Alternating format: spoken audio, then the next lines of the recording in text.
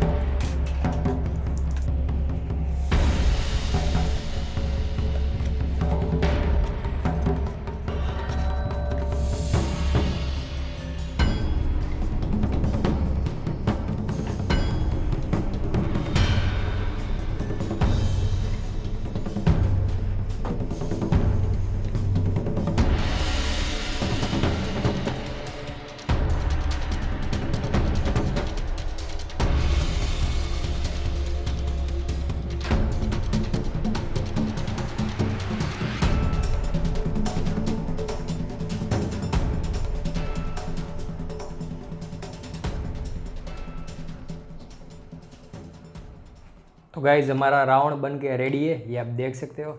अभी बारी आती है थोड़ा सा इसके अंदर मसाला डालने की, मतलब कि थोड़े से पटाखे कुछ इस तरह, आप देख सकते हो। अभी इसके पीछे छोटा सा होल कर देना है कुछ इस तरह।